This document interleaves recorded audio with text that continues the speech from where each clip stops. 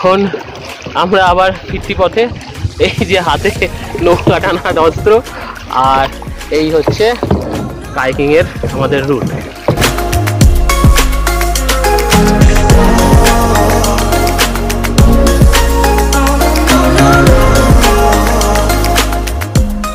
Welcome to Inborn Travellers. আজকে এই পর্বটা হলো আমাদের গোয়া সিরিজের লাস্ট পর্ব। এই পর্বে আপনাদের দেখাবো সাউথ গোয়ার কোলবা বিচ, আগন্ডা বিচ এবং কাবো দে রামা বিচ, সাথে কাবো দে রামা ফোর্ট এবং সমুদ্রে বোট রাইড, সাথে থাকবে ডলফিন দেখা আর থাকবে কাইকিং করার অভিজ্ঞতা। এই ভিডিওটা শেষ পর্যন্ত দেখুন। যদি ভালো লাগে তাহলে চ্যানেলটিকে সাবস্ক্রাইব করতে কিন্তু ভুলবেন না। এখন দাঁড়িয়ে আছি পাটনেম বিচে, আর এই হচ্ছে আমাদের বোট। এই বোটে করে আমরা বোটিং রাইডে যাব। এখানে monkey island, butterfly beach, dolphin, এছাড়া আরও বেশ কয়েকটা স্পট দেখাবে। আর এখানের বোটের ভাড়া হচ্ছে 2500 টাকা ফিক্সড রেট। তো আমরা এখন এই বোট জার্নি করব। তো চলুন, বাকি কথা বোটে গিয়ে হবে।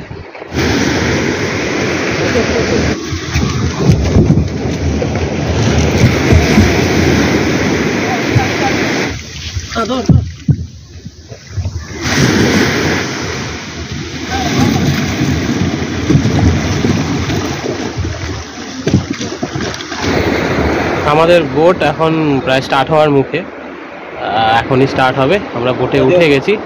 তো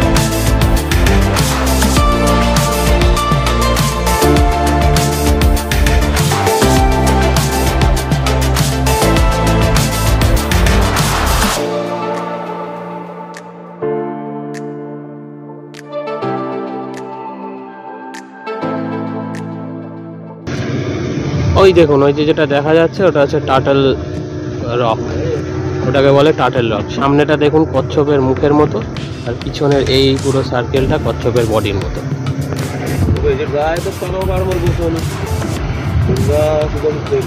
এই যে লম্বা দাঁড়িয়ে আছে এটা হচ্ছে ফুট রক।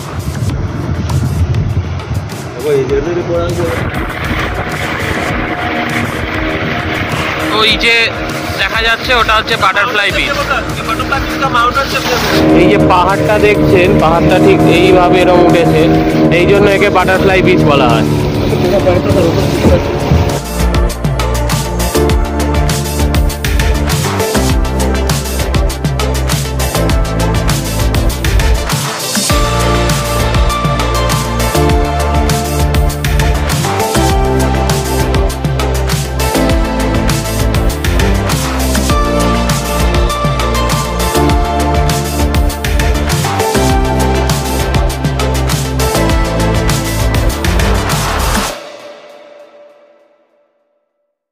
আমাদের এই বোট রাইড শুরু হয়েছে প্রায় ঘন্টাখানিক হয়ে গেছে।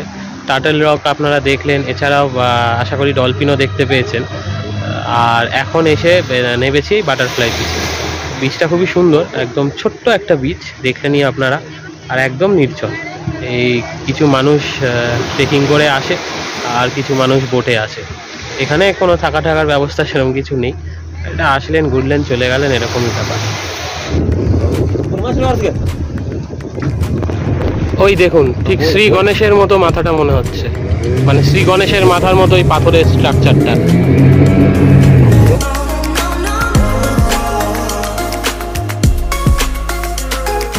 চলে এসেছি বোট রাইড শেষ করে আমাদের পাটনেম বিচে, আমাদের রিসর্ট যেখানে।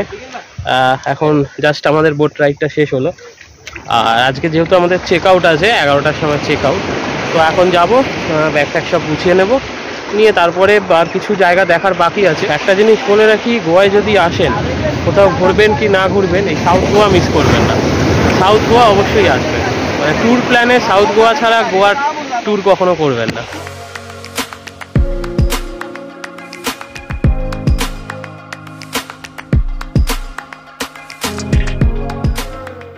সাউথ গোয়ার আর এক বিখ্যাত বিচ আগন্ডা বিচ। সাউথ গোয়ায় আসলে নর্মালি সবাই যে সমস্ত বিচগুলো দেখে থাকে তার মধ্যে একটা হলো আগন্ডা বিচ। সাউথ গোয়ার বিচের প্যাটার্নগুলো যেরকম, এই আগন্ডা বিচও তার থেকে কিছু আলাদা নয়, একই রকম। মানে সাউথ গোয়ার একটা আলাদা সৌন্দর্য আছে, মানে নর্থ গোয়ার সাথে সাউথ গোয়া মেলালে হবে না। মানে দু টাইপের হয় কি, যারা হই হুল্লোড় পছন্দ করেন তাদের জন্য নর্থ গোয়া, আর যারা একটু নিরিবিলি ভাবে থাকতে চান, নিজের মতো থাকতে চান, তাদের জন্য সাউথ গোয়া। মানে সুন্দর পরিষ্কার জল, এছাড়া সাউথ গোয়ার বিভিন্ন বিচে রিসর্টের ভালো মতো ব্যবস্থা আছে, যেসব রিসর্টে আপনি ভালো টাইম স্পেন্ড করতে পারবেন। আর বিচগুলো তো অসাধারণ, মানে বিচগুলো তুলনা হবে না। মানে এই বিচগুলোতে বসে থাকলে কখন যে আপনার সময় কেটে যাবে, কিভাবে কেটে যাবে আপনি বুঝতেও পারবেন না। তো যাই হোক, সাউথ গোয়া যদি আপনারা ঘুরতে আসেন, তো আগন্ডা বিচকেও অবশ্যই আপনাদের লিস্টে রাখবেন। এই আগন্ডা বিচেও একটা ব্যাক ওয়াটার আছে, আর সেখানে বোট রাইডিং এবং কাইকিংয়ের ব্যবস্থাও আছে।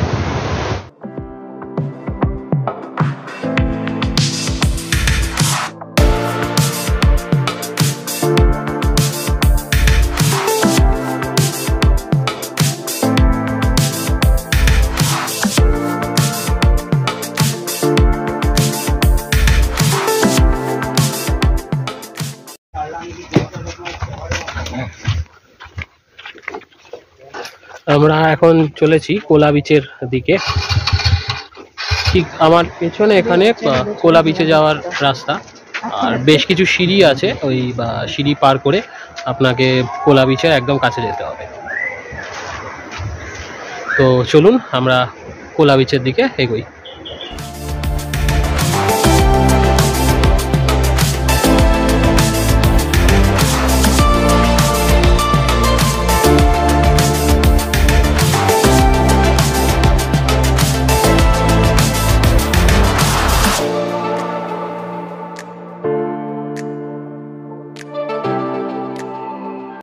এখন দাঁড়িয়ে আছি একদম কোলা বিচে।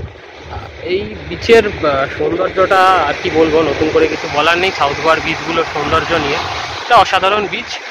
তবে এখানে অনেক পাথর আছে, সেই জন্য এখানে খুব একটা বেশি মানে কাউকে দেখতে পাচ্ছি না যে কেউ স্নান করছে। এখানে পাথরের জন্য বিচের সৌন্দর্যটা আরও বেড়ে গেছে।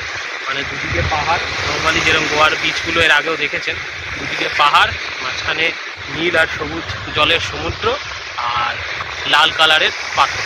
আর ঠিক পিছন দিকে এই আমার পেছনে দেখতে পাচ্ছেন, এখানে ভর্তি নারকেল গাছ। আর ওই যে আমার পেছনে দেখতে পাচ্ছেন ওই জায়গাটা, ওখান থেকে কাইকিং করানো হয়। তো এক ডবল বোট যেগুলো আছে কাইকিংয়ের, সেগুলোর রেট হচ্ছে 500 টাকা। এই হচ্ছে কোলা বিচ। চলুন তাহলে এবার কাইকিংয়ের দিকে যাওয়া যাক, আমরা গিয়ে একটু কাইকিং করি, আপনাদেরও দেখ।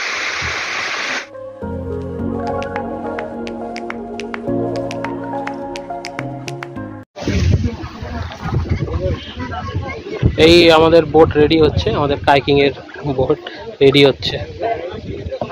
আর এই হচ্ছে রাস্তা, আমরা এই দিকে যাব কাইকিং করতে।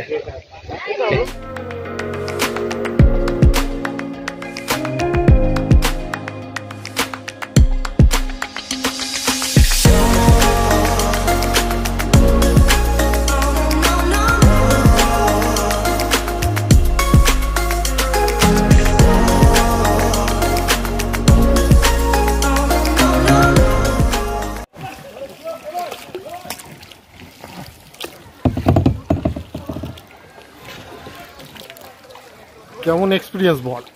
আমরা এখন এই জায়গার মধ্যে ভালোই কাইকিং করছি। আমরা এই কাইকিং এর একদম লাস্ট পয়েন্টে চলে এসেছি, জাস্ট মিনিট 5-7 কোথায় লাগলো।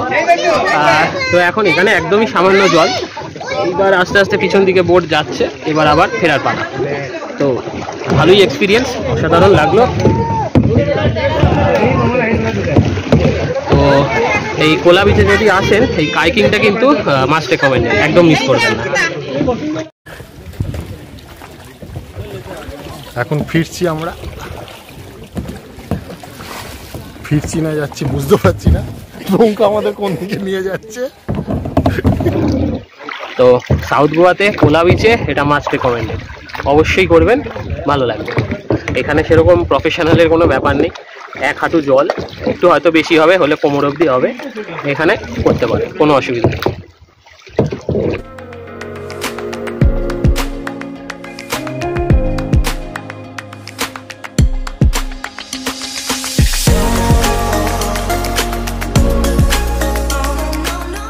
কোলবা বিচকে টাটা জানিয়ে আমরা যাচ্ছি এবার কাবো দে রামা ফোর্টের দিকে।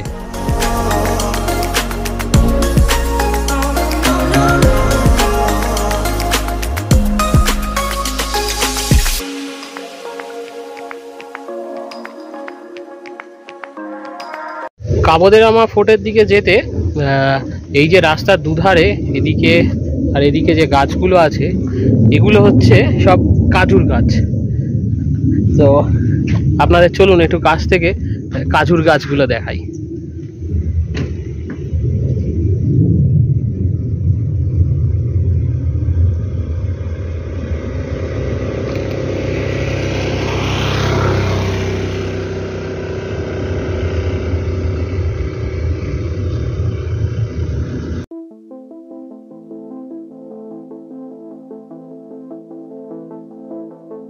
সতেরোশো ষাটের দশকে মহীশূরের হায়দার আলীর বিরুদ্ধে সুন্দার রাজা তার এলাকা তাদের কাছে আত্মসমর্পণ করেন এবং পর্তুগিজরা কাবো দে রামা ফোর্টের নিয়ন্ত্রণ লাভ করেন। এর আগে দুর্গটি হিন্দু ও মুসলিম রাজাদের মধ্যে হাত বদল হতো। এই সম্পূর্ণ দুর্গটি এখন পর্তুগিজদের কার্যকলাপের অবশিষ্টাংশ। পর্তুগিজরা এটিকে 21টি কামান, একটি সামরিক ব্যারাক, একটি কমান্ডারের কোয়ার্টার ও একটি চ্যাপেল দিয়ে সুন্দরভাবে সাজিয়েছিল। 1799 সালে চতুর্থ অ্যাংলো ও মহীশূরের যুদ্ধে মহীশূরের রাজা পরাজিত হয় এবং পর্তুগিজদের এই এলাকায় আর কোনো প্রতিদ্বন্দ্বী থাকে না। আস্তে আস্তে এই দুর্গটি একটি কারাগারে পরিণত হয়। এই দুর্গটি 1955 সাল পর্যন্ত একটি সরকারি কারাগার ছিল। এই দুর্গের মধ্যে রয়েছে কাপিলা দে স্যান্টো অ্যান্টোনিও নামে একটি চ্যাপেল, যা এখনো ব্যবহার হয়। বর্তমানে এই দুর্গের বেশিরভাগ অংশই ধ্বংসস্তূপে পরিণত হয়েছে। এই দুর্গ এবং দুর্গের আশেপাশের বেশ কিছু সুন্দর জায়গার ভিডিও আপনাদের জন্য নিয়ে এলাম।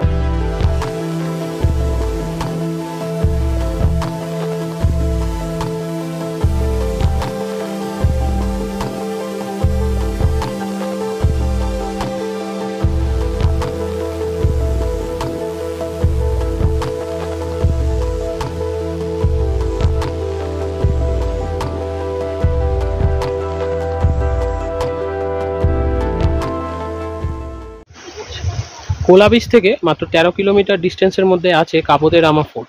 আর এই কাবো দে রামা ফোর্ট যার ভিডিওগুলো আপনারা দেখলেন, আর ওর কাবো দে রামা ফোর্টের ঠিক নিচ দিয়েই একটা রাস্তা নেমে এসছে সেখানে নিচে আসলে আপনারা কাবো দে রামা প্যাবেল বিচ এটা দেখতে পাবেন, যেখানে আমরা এখন দাঁড়িয়ে আছি।